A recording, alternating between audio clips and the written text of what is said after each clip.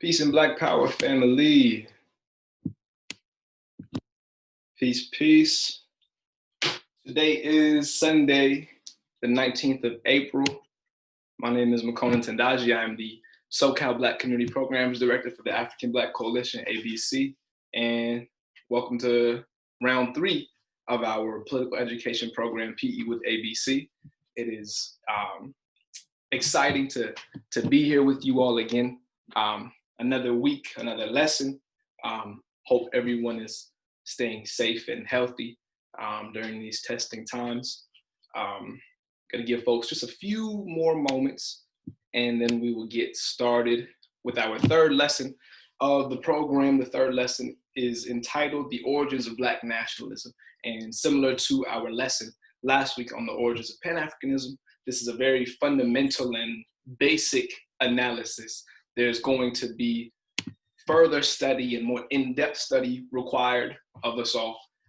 By no means is this the exhaustive, everything you need to know about Black nationalism lesson. The goal is that this lesson sparks all of our minds to get to thinking about how we can further explore Black nationalism as a concept, as an ideology, as a framework for how we organize in our Black spaces.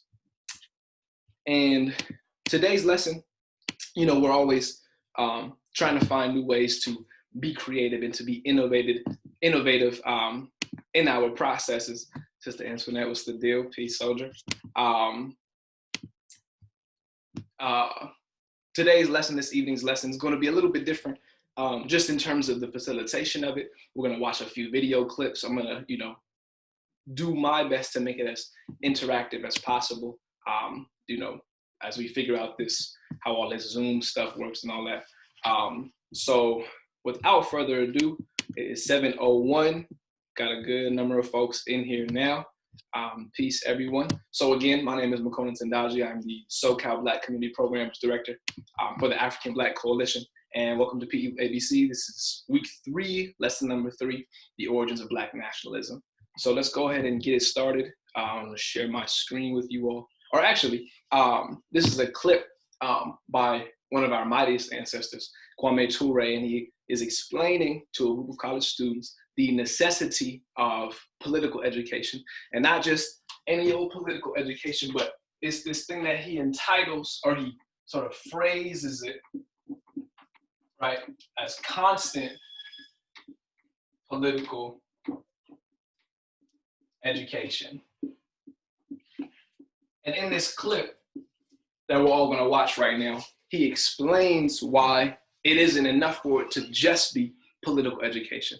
It isn't enough for it to only consist of, you know, a lecture every week. So even a program like PE with ABC isn't enough. And we've emphasized this at the beginning of lessons in the past. Again, the origins of Black nationalism is just at the origin. So this is by no means the 1 hour long lesson for us all to walk away and go, okay, great, I'm an expert in Black nationalism. And now that's not the case, that's not the aim, nor is it the goal.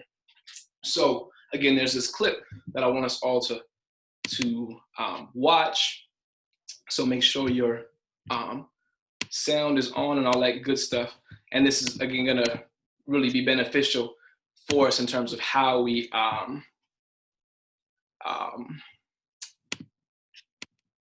all frame and understand political for ourselves. Okay, so let me see this. Speaker. Increase volume. So I'm gonna play this video, and then just to make sure everyone can hear it, I'll have the chat box open right beside the clip, and if anyone encounters any, you know, audio issues or anything like that, I can always play it again. So here we go. You know, the truth is very simple, but sometimes implementation of the truth, that's where difficulty arises. The word is constant, political education. Constant. I mean, like they are. You know, whether you want to know something about the OJ trial or not, you don't know something about it in this country today. whether you want to or not. Now, I don't care about it, really. What you do about it? He ain't never did nothing for us. Why care about it? Well, he might go to the they might lynch him. Well, they've lynched better Africans than that unjust system. So really, that's not my problem. But you cannot get around it. Because they're constant. The example we give all the time is clear. Every child in this country over 8 years old knows about Coca-Cola. Yet Coca-Cola doesn't stop putting up signs or whistling jingles. So we must be as enthusiastic about winning our people over the struggle as Coca-Cola is about selling Cokes. Theirs is constant. You can't hardly turn without hearing, buy a Coke, get a Coke, get Coke, get Coke, get Coke. I mean, it's just a fact. It's just a fact. As a matter of fact, they can bring it to your bedroom. That's what they do. So when you go to sleep, you see. When you get up, you see. I'm going to bed. Give me a Coke. I'm getting up. Give me a Coke. Okay. So again, in that clip, Kwame Ture, one of our ancestors, is teaching us this idea of constant political education and what it means for political education to truly be effective. And in another lecture that he gives, he states it very, simply. He says that the enemy does not stop politicizing us, therefore we cannot stop politicizing our own people, right? The enemy does not stop indoctrinating us, therefore we have to reverse that indoctrination with our own constant education and proper education of our people. And so I came across that clip and thought it would be a proper way to sort of warm up each lesson moving forward in this program, just so we're reminded, right, while we all gather in this virtual space, that it isn't supposed to be just the one opportunity or the one day out of our lives where we are tapped in with political education and we're tapped in with consciousness. Really, it's supposed to spark the process, right, of constantly, right, educating ourselves and our family and our people, right? So that being said, let me go ahead and dive right into this. Let me see. Boom.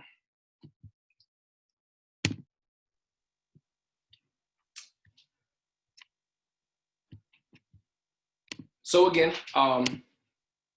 my name is Makonnen Tendaji. I am serving as the SoCal Black Community Programs Director for the African Black Coalition. This is PE with ABC, week 3. The lesson for this evening is entitled The Origins of Black Nationalism, and one of our mightiest and greatest ancestors, Malcolm X, teaches us that if you love revolution, you love Black nationalism, period. And we're gonna watch another clip from Malcolm X, one of our mightiest, on how he articulates and explains what Black nationalism is. The desegregation decisions and other type of legislation and Supreme Court decisions depends upon changing the white man's mind. The Honorable Elijah Muhammad teaches us that our own mind has to be changed. We have to change our mind about ourselves. In what way? Well, so he teaches us the importance of moral reformation, a knowledge of self. And for instance, the average so-called Negro, he doesn't think that he can go into business and provide jobs for himself. And because of this, he thinks that he can only get a job from the white man, or he can only get clothes from the white man, or he can only get food from the white man. And we who follow the Honorable Elijah Muhammad are taught that the same thing that the white man has done for himself and his kind, if our people could if we could be cured of our slave mentality that was indoctrinated into us during slavery, we would realize that just as the white man can do these things for himself and his kind, we can get together in unity and harmony and do the same thing for ourselves and our kind. White. Real eloquent, real simple explanation given by Malcolm X, and he emphasizes one of the major principles of Black nationalism, which is doing for self. It's the idea of self-determination, and we'll dive deeper into what that principle really is defined as and how we can apply it. Okay, little activity. Again, we do our best to make it as interactive and as engaging as possible. So it is, just a sort of one-way delivery of information, but it's, a two-way street and it's reciprocal. So for this opening activity, we're all going to utilize the group chat, the chat box within Zoom, and real simple, answer or think first, right? Think to yourself what comes to your mind when you think of do for self. So take a few moments, think to yourself when you hear this phrase, when you hear it in a lecture, you hear someone say it, in a conversation, you think about this phrase, what comes to your mind?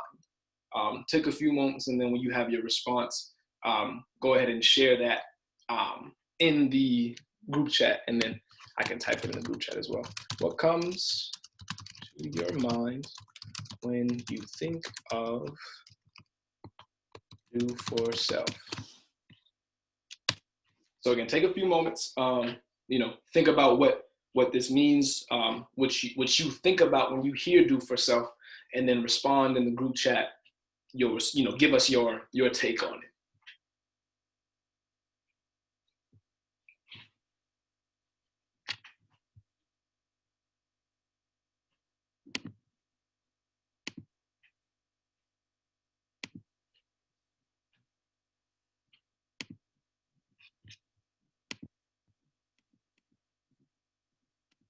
Okay, here we go. Got some responses coming in.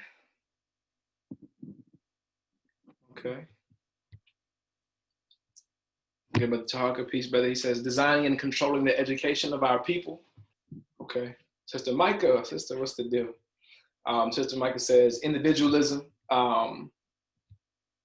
Okay. Individualism being selfish Western ideology to act without care. To act without care to how it impacts others. Interesting, Mike. I'm gonna remember your response. I believe I know what you're referring to, and then we'll see how that works in contrast to the Black nationalist understanding of do for self. But hold on to that for sure. Self-improvement, being able to provide for yourself. Okay. Sister Antoinette says the first word that comes to mind is liberation. The ability to do for self as Black people is the first step to freeing the mind. Okay. Oh yeah, we're getting loose in the responses now. Hold on. Okay. You think that are beneficial? Self-care and autonomy, be adequately prepared and proactive. That's a good one. Okay. Autonomy is a good word. I'll keep that in mind as we proceed. Selfless acts that contribute to uplifting and providing. Self meaning my community. Okay. Very good. Doing things that benefit yourself and everything you stand for. Things you represent so far as your identity. Okay. Okay. Use my struggles as an inspiration. Independent Black institution. Sister Miranda. Yes, indeed. That's what we're talking about. So there are a lot of good things that were shared in our response to this, and I'm going to hold on to those things as we proceed. Let me see.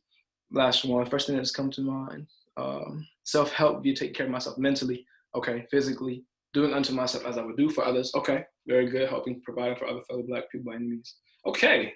Oh yeah, we're getting loose now. Okay. Keep your fingers, warm and typing and things like that. Keep the group chat box open because now we have another one. What comes to your mind when you think of this phrase, self-determination, right? So it's similar to do for self. It can be applied differently and it can be implemented in different ways.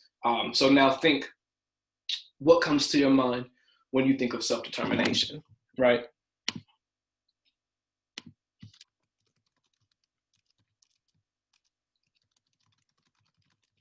What comes to your mind when you think of self-determination? Boom.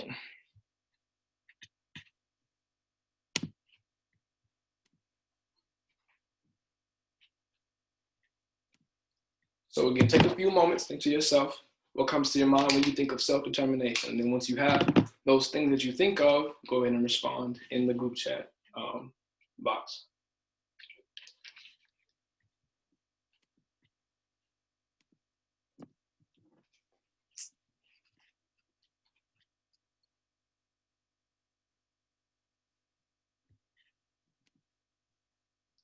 Okay. Sister Miranda says, defining who we are as a people, telling our story, not his story, power. Yes, indeed.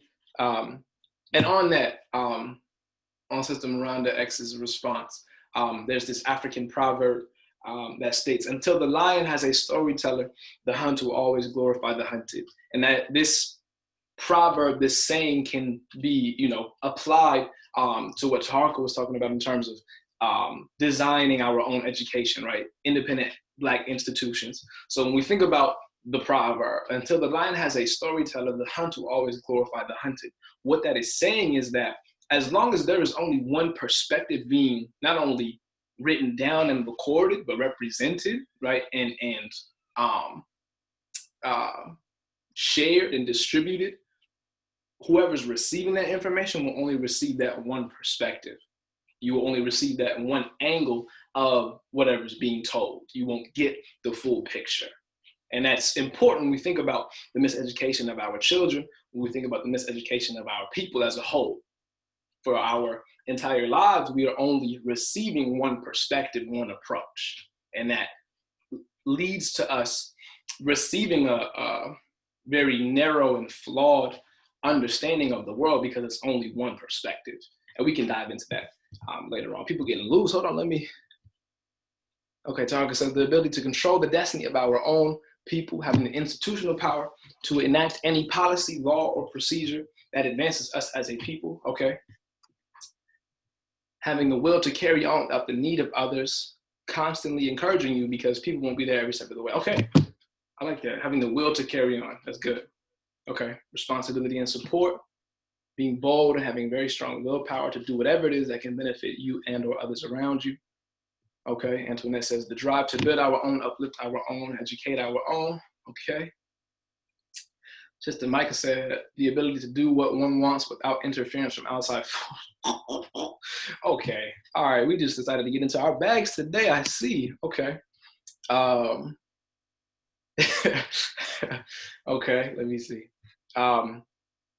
Yes, to teach our own history, to speak our own language, to make our own decisions. Absolutely. Let's keep the get loose nature. Let's keep the get loose energy. And now answer this one. What comes to your mind when you think of knowledge of self? So we've thought about and responded to what comes to our mind when we think of do for self and self-determination. And now we're responding to what comes to our mind when we think of knowledge of self, right? Okay, this whole Zoom call is the act of self-determination. Yes, indeed, it is. I agree. And once we break down the definition of self-determination as a concept, we will see that, in fact, self-determination is something that Black people are very good at, right? Consciously or otherwise. And we'll explain as we get further along. So again, take a few moments to respond to this. What comes to your mind when you think of knowledge of self?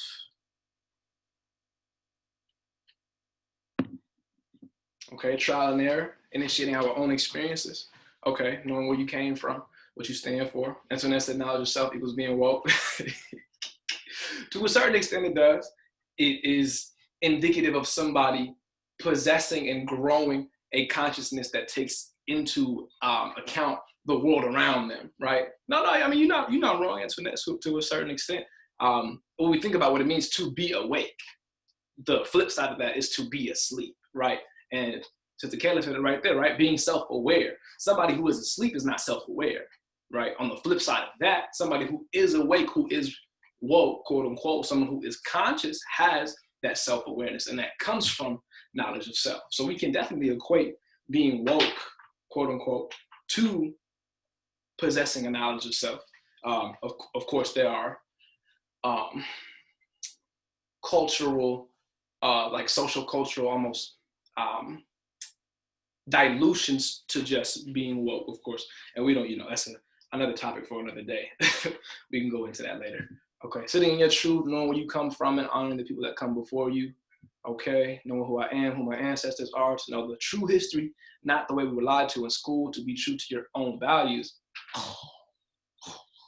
Hey, I don't know what's today? Sunday the 19th? I don't know what's so special about today, but we just decided to get in our Birkin bags on PU with ABC, lesson number 3. Yes, indeed. Yeah, let's see.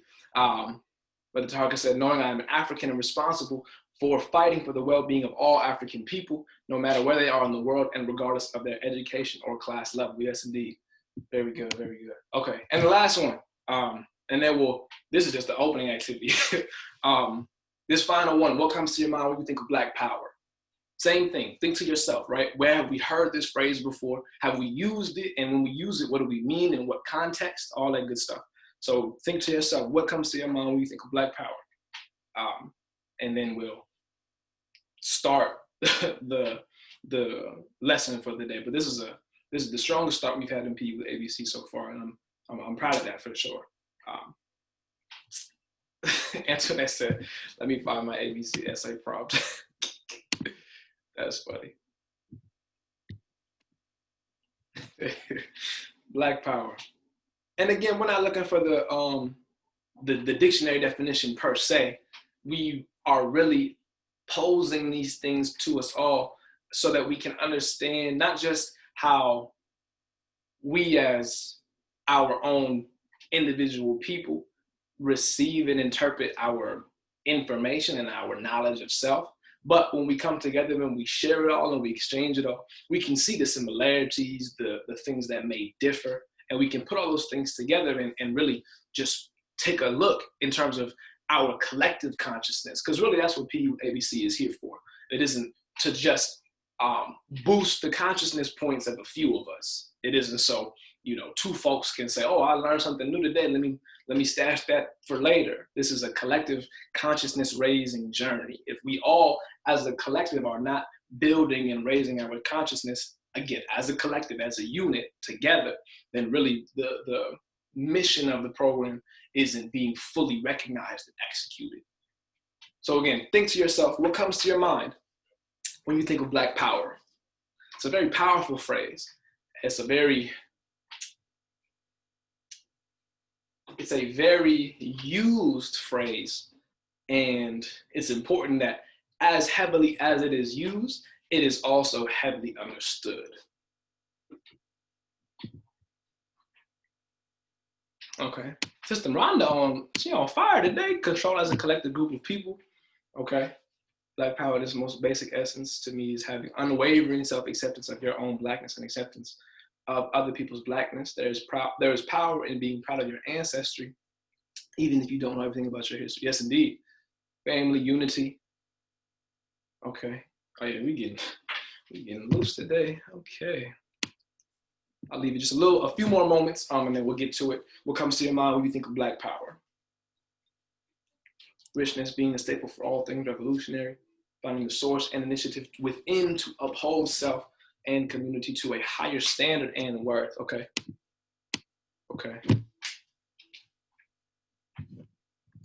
Not reliant on white oppressive systems. Oh, here we go. Now we get those. Okay. Being Black and fighting to decolonize our minds daily and implementing our own systems and communities for our people to thrive in. We must be down for the cause no matter the circumstances. Something as small as walking down the street and acknowledging each other is Black Power. Yes, indeed. That's very crucial. We don't necessarily have to conceptualize Black Power as this grandiose, majestic thing. Whoa, Black Power, there it is, I see it. Whoa, it can be that. And it can manifest itself that way, sure.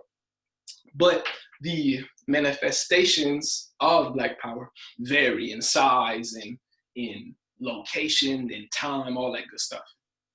Okay, Black self-reliance. Black people should secure their human rights by creating political and cultural organizations that serve our interests. Yes, indeed, Sister Nia, yes, indeed. Okay. We almost getting too loose now. Nah, no such thing as getting too loose. Let me see. Being unapologetic in my Blackness, not having to rely on our oppressors to provide for our own. Yes, indeed. Okay. Very good, everyone. Very good. So let's go ahead and dive into it now. Black nationalism as it is defined. This comes from Keisha Blaine's work, Set the World on Fire, Black Nationalist Women in the Global Struggle for Freedom. Where is that book? I have it. Oh yeah. Keisha Blaine wrote this. This was published fairly recently, 2018, and it is a powerful work if we are to examine not just Black nationalism, the ideology, but Black nationalist women. And there's this misconception that Black nationalism is the ideology for Hotep, so it's the ideology that is that is where all of the people go who are not in favor of gender equality, or the list goes on and on. And a simple read of this book will do away with all those misconceptions when we think about how Black nationalism is so critical and applicable to the lives of all Black people, not just Black men, right? And we can dive into that book for another topic. But Keisha Blaine defines Black nationalism as the political view that people of African descent constitute a separate group or nationality on the basis of their distinct culture, shared history, and experiences. This is very important for us to understand in terms of understanding that it isn't just the fact that we have a different culture, or it isn't just the fact that we look differently than other people. There's a shared history. There are shared experiences that we all can claim, right? And all those things inform our political view, right? As people of African descent, as Africans. Another clip.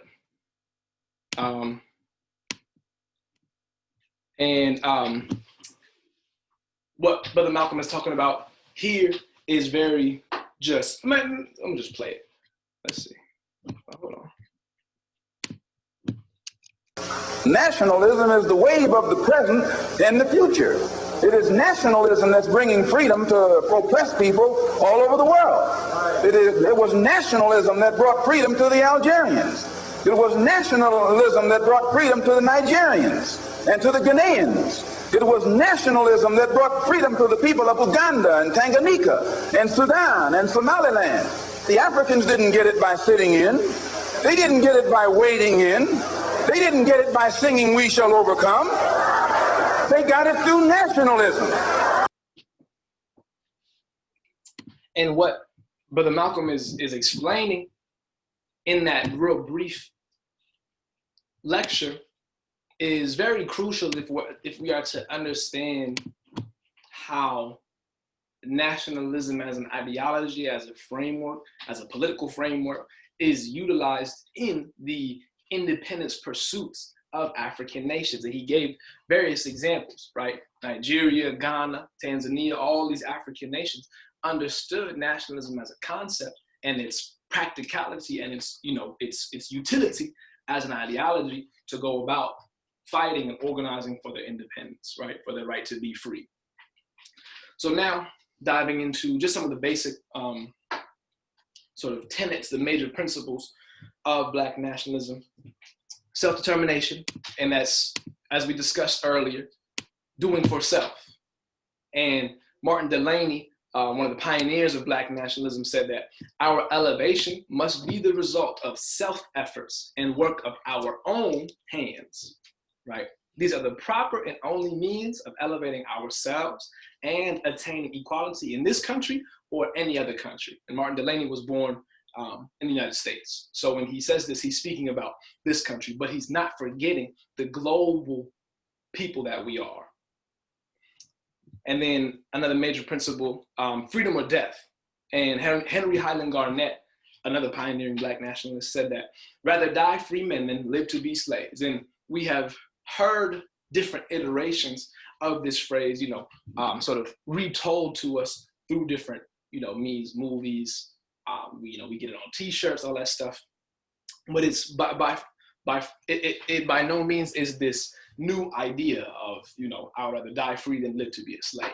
Henry Highland Garnett, as we'll see later on, lived during the early parts of the 20th century. Other major principles, self-definition. And this also comes from, where does this come from? I know where this comes from. Here. Modern Black Nationalism, edited by William L. Vanderburg. And at the end of this presentation, there's a list of sources and things like that. So no need to worry about, writing down the title of the book or anything like that. At the end of this presentation, which you all have access to via the PE with ABC syllabus, is the references are at the end of this. So modern Black nationalism, and this is defined as the fundamental component of revolution of the mind that many activists believed was a prerequisite for the successful implementation of their numerous and varied plans for revolutionizing society. And I think it was Sister Antoinette who talked about when we spoke on, or we shared what comes to our mind when we think of self-determination, knowledge of self, right, do for self, all these different concepts of Black nationalism, they all equate to, right, fundamental components of the revolution of the mind. And it's crucial that we see here that many activists believed, and still do believe correctly, that this is a prerequisite for any tangible action to be executed, to be enacted.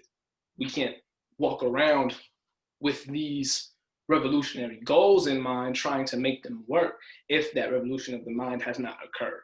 If that revolution of the mind has not occurred, those are not truly revolutionary goals and actions. Another major principle, pro-immigration, and not immigration, I-M-M-I-G, but immigration, E-M-I, right? There's a crucial distinction to be made there. And emigration is defined as the act of leaving one's own country to settle permanently in another, moving abroad. And Black nationalism is also an anti-colonialism ideology, obviously. Colonialism is a manifestation of our enemy. So now we move on to a very crucial distinction to be made between segregation and separatism. And this is important for us to know, especially as college students or just students in any learning space, that we refrain from equating Black nationalism and Black independence with segregation.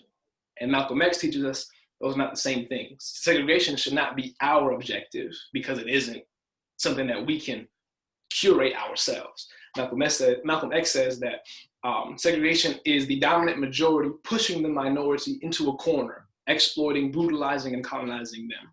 This results in inferior schooling, joblessness, etc. He also says that that which is forced upon those deemed inferior by those who self-claim to be superior. So the reason why segregation cannot be the goal of Black people is because segregation is actually forced upon us. And not this isn't just a concept that existed, quote unquote, back then. It didn't just happen during slavery and during Jim Crow. Segregation is still very much a facet of the colonial project that is the United States today. We can look at our neighborhoods, our communities. They are in fact segregated from society. And that's engineered. That isn't just by chance or by coincidence. And then separatism. This is the guiding principle that informs the work of Black nationalists. We're talking about people moving out on their own to gain their destiny. There's the difference between forcing somebody out and them choosing to leave. And when we think about historically, when we analyze the movements of Black people, let's just stick to the United States. When we think about the mass movements of Black people, migrations, different things like that, we have to be able to articulate, okay, was this a result of segregation or was this an act of separatism? So again, separatism is the goal, it is the guiding principle. Segregation is the condition forced upon us. Segregation is a handmaiden of colonialism. Segregation is a handmaiden of imperialism. That's a crucial distinction for us to make.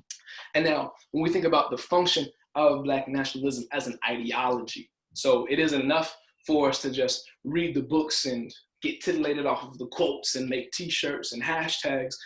While nothing's wrong with those things, we also have to understand these ideologies serve a very practical and critical function. It was the nationalist hope and expectation that this revolutionary psychological process of becoming Black would initiate and support a social revolution of considerable magnitude. This is in modern Black nationalism. He also goes on to say, Black nationalism as an ideology provides both an ideological and a symbolic basis for group cohesiveness, as well as a much needed stimulus to political mobilization. Black nationalist ideologies will be with us as long as there is a perceived need to employ their self-defining qualities against the regressive forces of sociocultural diffusion and co-optation. Don't worry, we're going to break down both of these sentences because they're very loaded and they're very deep and they require thorough analysis. So in this first sentence, respond in the chat box. What is this? When we hear the phrase in red, right? Revolutionary psychological process of becoming Black. I want us all in the group chat to respond to that. When we hear that phrase, when we read that phrase, when we think about that phrase, what do we think that means? What do we think that looks like? How do we go about enacting that in ourselves and in our people, right? So revolutionary, again, this first phrase, this first sentence, the words that are in red, we're responding what this means. What does this mean? We're gonna respond in the group chat. What is William L. Vanderburg referencing when he articulates this revolutionary psychological process of becoming Black? What does that mean? So take a few moments and then respond in the group chat what this revolutionary psychological process of becoming Black means.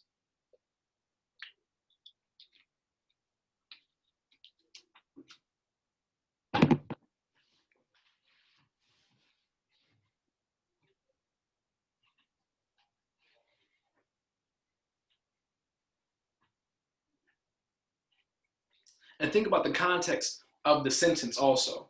So not just what does this phrase mean stand alone, but how does it inform the rest of what is being articulated, right? The remainder of the sentence, the rest of the sentence. So again, revolutionary psychological process of becoming Black, what does this mean? Ooh, here we go. Reminds me too much of the cross-negrescence model of cultural awareness and Black racial identity development. The stages we as Black people go through to develop knowledge of ourselves and our people. Absolutely. Absolutely, yes indeed, teacher, our sister. Cultural awareness, right? Racial identity development. These are not just fancy phrases that we can just say and use. They have very practical manifestations and applications, right? And again, in this first phrase, this process is supposed to initiate and support a social revolution. So it's not just a psychological process that we just go through, and then once we go through it, we're just done. We're just, okay, woohoo, I did it. I became Black, mission accomplished. If anything, that's the first test. That's the first benchmark achievement that we need. It's a prerequisite. It isn't an option. Yeah, so I'm gonna leave it at that. Can't beat that answer. Oh, that's funny. So I'm gonna leave that. I'm gonna leave that inquiry in the group chat. Revolutionary psychological process of becoming Black. What do you think that means? If you feel like responding, go ahead and respond. Tarka said, makes me think of developing the discipline to be committed to Black people and interests at all costs, no matter the consequences, pledging allegiance to our people. Ooh. We really need to understand the magnitude of what it means to pledge allegiance to something or somebody or some idea. We are indoctrinated in childhood to pledge allegiance to the flag. And we grow up and we just think it's what we do, and it's just a facet of life. But pledging allegiance, that act is so deep and it's so profound in its consequences, positive and negative. So we really have to keep that concept in mind, right? Political socialization, okay, the revolutionary psychological process of becoming Black, okay. I want to say back to this question. Okay, no problem. No problem at all. Understood. It was James Baldwin who articulated the contradiction when it comes to Black people being educated and achieving consciousness, right? He says that to be a Negro and to be conscious is to be in a rage almost all of the time. And I'm sure some of us have heard this expression from his before. And it's important for us to capture the contradiction in that as one attains consciousness, one also not attains, but develops this rage within them. And we think, well, if we're learning and we're expanding our consciousness, it should be a good thing. It should be something that we feel good about. But often for our people, that's not the case, because as we grow in consciousness, we are exposed to the lies we are told. We are exposed to the conditions of our people. We are exposed to how literal systems and institutions are built on the exploitation and oppression of my people, of our people. So that contradiction of consciousness is very crucial for us to understand. Okay, so now keeping it moving in terms of Black nationalism as a framework, as an ideology, not just its function, but also its significance. So what distinguishes Black nationalist thought in the United States from other political ideologies, simply put, there are three major things. It's a militant response to white supremacy. It's a recognition of the distinctiveness of Black culture and history. And it's an emphasis on how people who represent a nation within a nation ought to create for themselves autonomous spaces in which to advance their own social, political, and economic goals. I told you autonomy is a good word. So these are the three very basic significant factors of Black nationalist thought as articulated by Keisha Blaine and Set the World on Fire, right? And she goes on to say that at the heart of Black nationalism is a recognition that integration, were it to ever be fully realized, cannot fully address the persistent challenges of people of African descent in the United States and other parts of the diaspora. And the reason why we are talking about this particular excerpt from Keisha Blaine is because it's important in terms of understanding the different attempts made by our leadership, by our people, to attain solutions, to attain different action plans that change the conditions of our people. And we're not going to get into the discussion of was integration a quote mistake, or that's not what we're concerned with right now at this time. But what Keisha Blaine is articulating is that integration, even if it were to be fully achieved and to be enacted, it would not have addressed the persistent challenges, right, of our people. And we have to understand that as a people, we face persistent challenges. So therefore, there is nothing short of a persistent solution that will work. And Malcolm X says that extreme conditions call for extreme solutions. If we're coming to any of our people with solutions less than extreme, they will not transform our extreme conditions.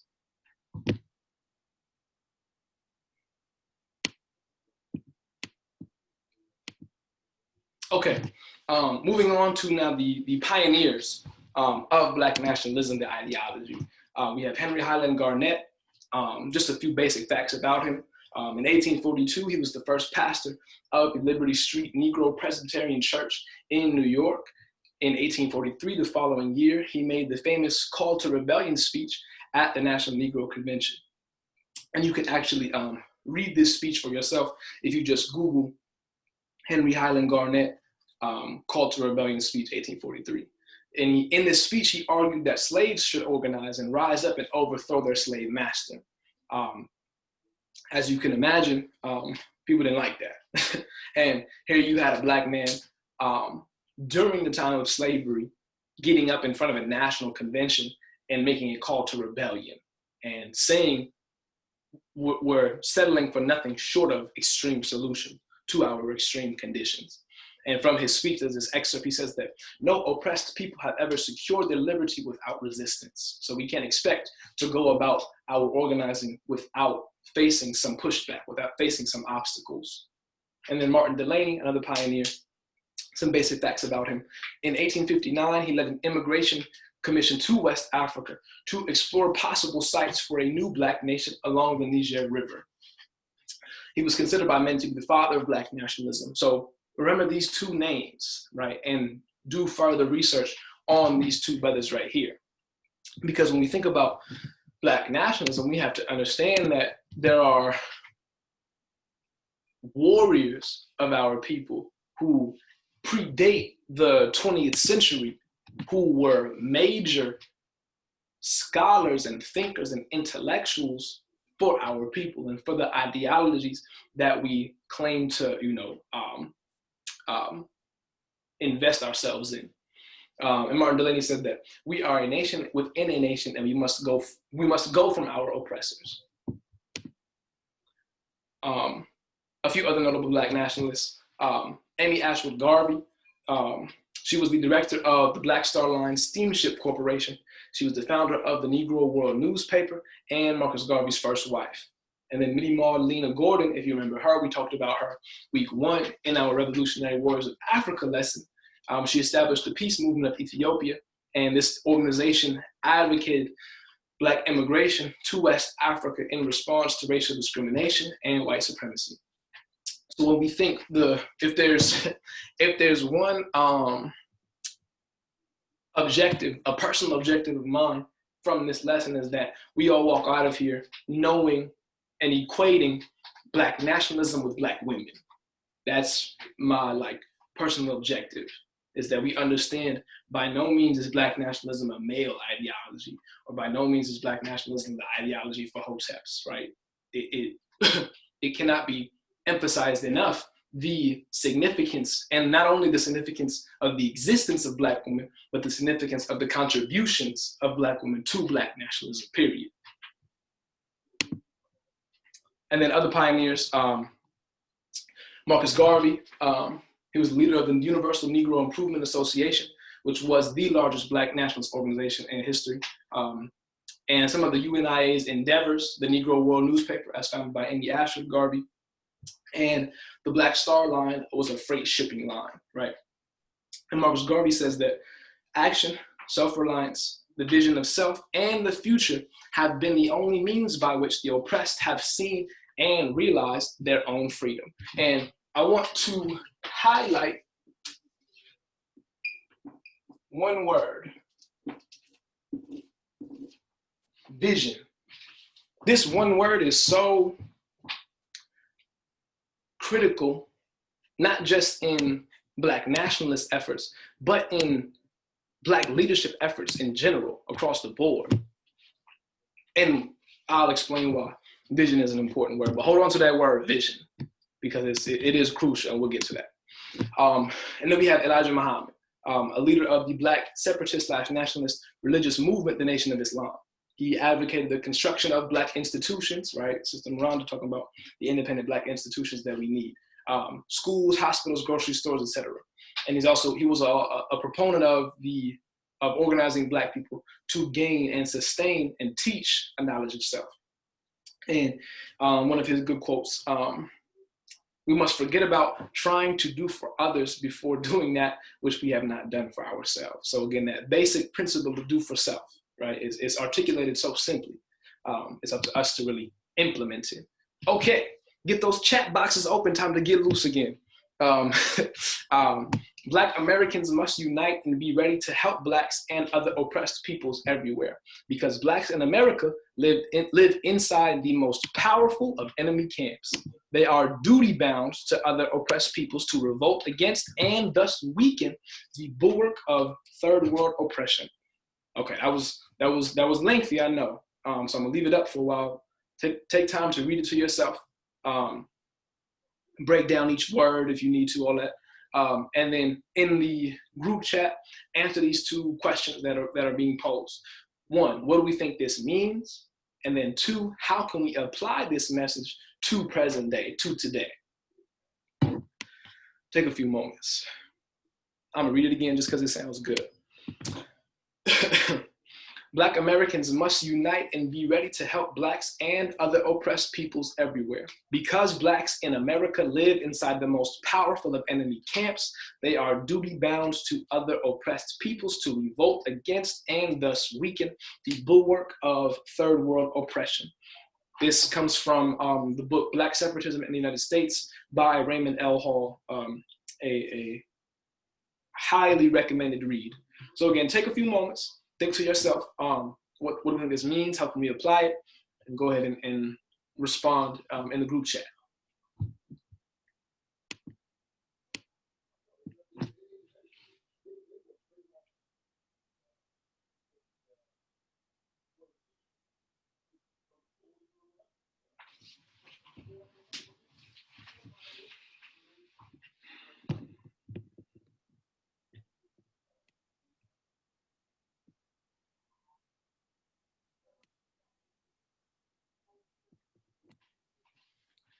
Again, we are responding in the group chat.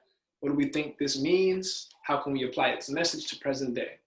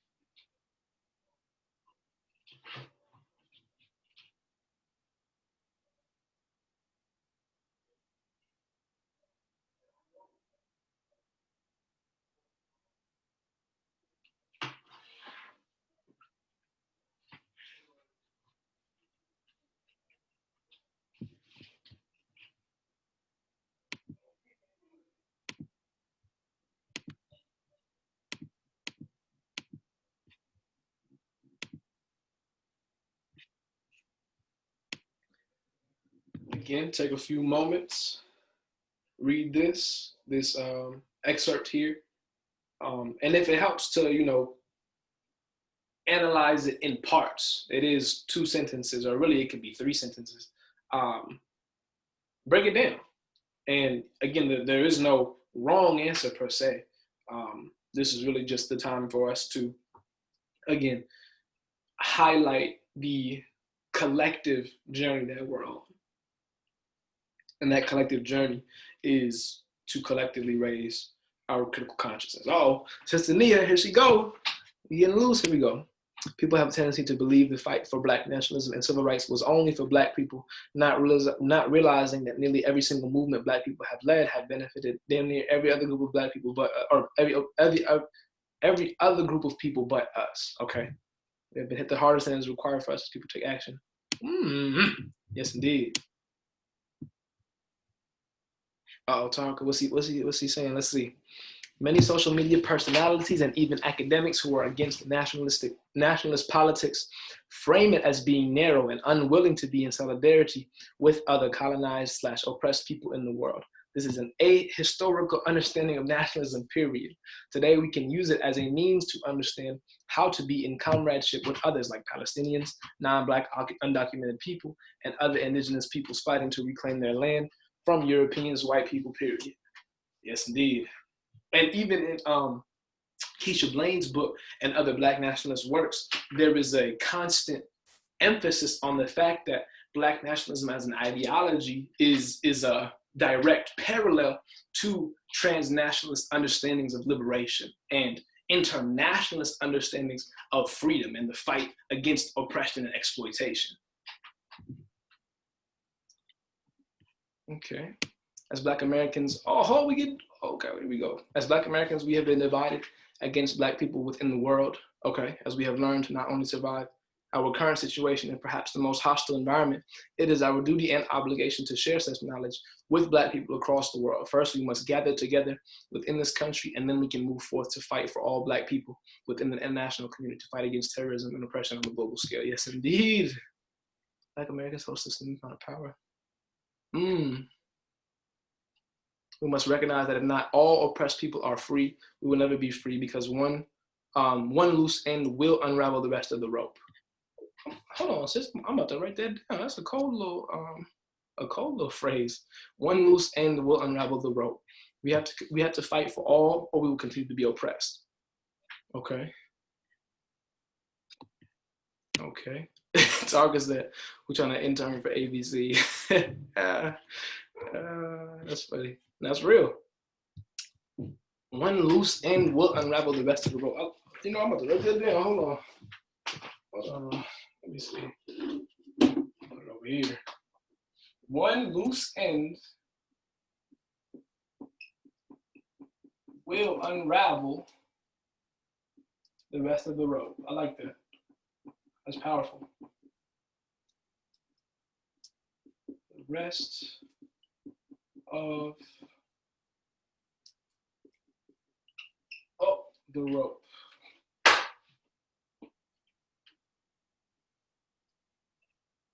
Of the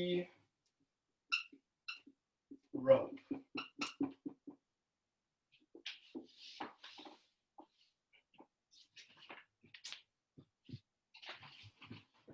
Antoinette, what you talking about? Says, let me see. This is a Pan-African struggle. We are not free until all of our people are free. In my opinion, I feel as though we'd be so quick to jump into non-Black struggles to help them, but often don't research or get involved in Black African struggle globally. Until Black African people are free, nobody will be. Indeed. And this was a concept that we discussed last week when the lesson was the origins of Pan-Africanism. This is a mentality that I believe we should embody in our work, not just in our work, but in our lives. So when we think about Black people being a global people, it can be daunting to sit and think, okay, if Black people if we're a global people, how are we supposed to, how are we supposed to like work to liberate the world, the globe? It can be daunting, and we shouldn't frame it that way. So what we propose is that we struggle local and we study global. We struggle local, we study global. What that means is struggle where you are, right? Organize and fight where you are. So if you live in Long Beach, California, if you live in, Oaktown, the Bay Area, if you live on the East Coast, if you live wherever you live, right, struggle there with your people, organize them there. But by no means should your study be limited to the local, right? Your studying and your intellectual work should span the globe. You should do your research and your homework on Black people, the global people. So if I'm struggling locally, right, if I'm struggling in Atlanta, Georgia, I'll struggle there. And I'll also study the conditions of my people in the Congo. I'll study the conditions of my people in Brazil. I'll study the conditions of my people in the UK, right? The list goes on and on and on. So again, we struggle local and we study global. That way, when we are struggling, we're not only informed by our immediate material conditions and our immediate material reality, but we are informing our struggle based on our global study of our people. That's important for us to understand.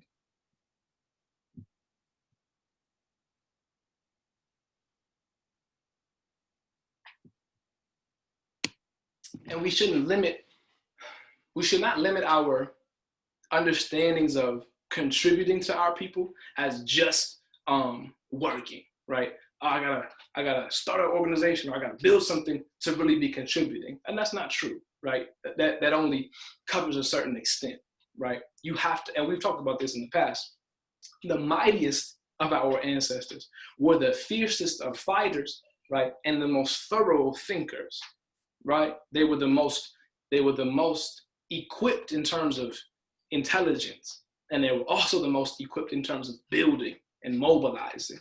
We had to synthesize the two, and we do that through struggling locally while studying globally.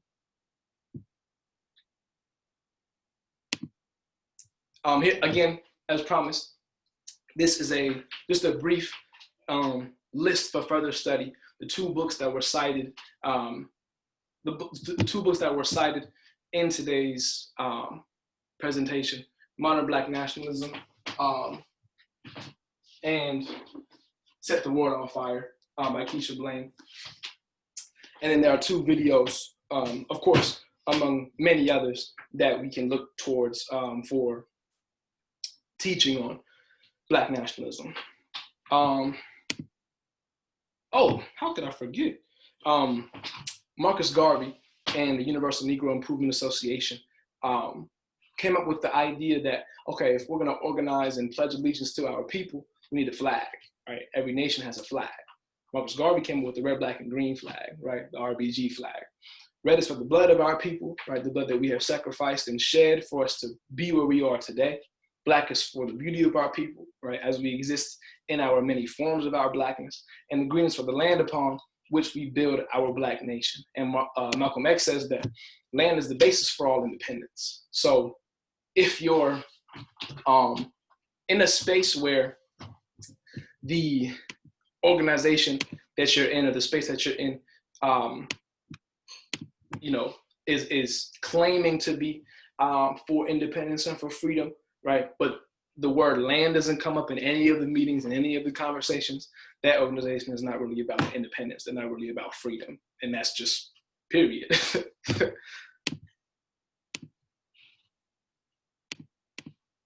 Oh, I almost forgot. One more video. We getting our Birkin bag for the videos. This is also on the word vision. This is why the word vision is so crucial, right? Why the word vision is so important. Marimba Ani, one of our mightiest of teachers, right, is explaining the necessity for vision when it comes to leading our people. The responsibility, really the sacred responsibility a leader is tasked with and bestowed with, right? And Marimba Ani was trained by John Henry Clark. And John Henry Clark always emphasized the need for the masses of the people to press those who proclaim to be their so-called leaders. And it's the responsibility of the masses of the people to do so. And Marimba Ani is reinforcing this as an idea. So let's go ahead and watch it. Let's see. There's one specific, piece of it. Organizers of our people, and then one of the most important things, which I will be talking about, is being visionaries. That's what we're lacking. If a person gets up in front of you and they purport to be your leader, or somebody presents them as a leader, you have a responsibility to confront them, not in a negative way, but to say to them, what is your vision for our people? And I will guarantee you that most of the people now that are called leaders by the media would kind of scratch their head a bit. They would, shift a little and do all of that stuff because they have not thought about that and do not have a position with regard to what is a vision of victory for our people. You gotta have that, because that's what tells you how to organize. And that's why we don't have an agenda, because the people who are supposed to be developing all of that don't do it. They don't have an agenda. So that everything they do is reacting to what the enemy does. You see? We have to even have a vision that goes beyond the presence and existence of Urugu. That's right. We have to be able to envision a world with no Urugu, an African world. Then what do we want it to look like? What do we want for our children in our world? We have to have the courage to construct our own reality. And that's what Garvey was talking about. That's right. Because he said he looked around, he didn't see what he thought should be there, and so what did he do? He didn't get depressed about it. He didn't get defeated about it. He said, I'm gonna build the government that we need to have. Woo. Where do you get that kind of boldness from? So we gotta go all the way back to Garvey, who said he would come again. He said he would be here with us, no matter how long it took. And I'm telling you, that the way he comes back is in our work. Not honoring him in words or pomp and all of that stuff, but honoring him through doing what he did. How many of us have the courage to do that? The man took on the world for us and in our name. But let me go on. Again, that is Marimba Ani, an African psychologist and behavioral scientist. Just that clip alone is so powerful and so profound. And really, it's one of, and what she's speaking to, one of Marcus Garvey's teachings was that he said that if I die today, I will live to see the glory. He said, whether in a physical or a spiritual, I will live to see Africa's glory. And Marimba Ani talks about honoring Marcus Garvey through action, right? Through our work. And we talked about it in our first lesson, Revolutionary Warriors of Africa, right? We talked about how do we pay homage to our ancestors? How do we read all of the incredible things that they did for us, and how do we pay it back, right? How do we tribute, right? How do we pay tribute to our ancestors? And the answer is simple: work. Pick up where they left off, right? And continue, right? Reinforce your struggle, reinforce the objectives and the aims of that ancestor. So when we think about vision, and Marimba Ani poses a very simple question. It is the responsibility of the people to press the leadership saying, what is your vision for our people? What is your vision for the victory of us? And you can measure the leadership ability of that individual based on their answer. And she said it, right? If the person you press just says, oh, well, we have this going on and we're working on it, that goes to show that person's vision for people, for our people, and their ability to really get to where we need to go. So when we think about even what we're doing here, PU with ABC, it may not seem like it, but this is really a transformational space. This is us paying homage not only to our ancestors, but continuing to pave the road for our children. For when we become ancestors, we always have to be moving with this vision of the future. We can never simply exist and just say, well, we have it hard now and hopefully things get better someday. Marcus Garvey didn't sit and say, man, it's hard being Black now. I hope it's not this hard, 100 years from now. Marcus Garvey crafted his vision for our people, right? And stood up and enacted his vision to the best of his ability, right? Amy Ashwood Garvey, maybe Marlena Gordon, Henry Highland Garnett back in the 1840s, 1850s, they all had this vision for our people. And it's important for us, again, to honor that vision through our work, reinforcing the struggle that they contributed to. So now it's up to us to contribute to that struggle and to emphasize the importance of a vision, right? And what Kwame Ture said at the beginning of the lesson, it's a question of constant political education. It isn't enough to just gather one day for 1 hour, out of 1 week out of the year and be, my people, let's do it. You know what I'm saying? We ready. That is the mere tip of the iceberg. The iceberg itself is the everyday work. It's the daily contributions you make to that collective vision, of victory for our people. And it's a daily reinforcement of that mission, in a sense. So in conclusion, let me pull this back up. That is PE with ABC number 3, The Origins of Black Nationalism. This is Elimu Uhuru. For those who are just now tuning in this week, Elimu Uhuru is Swahili for freedom education.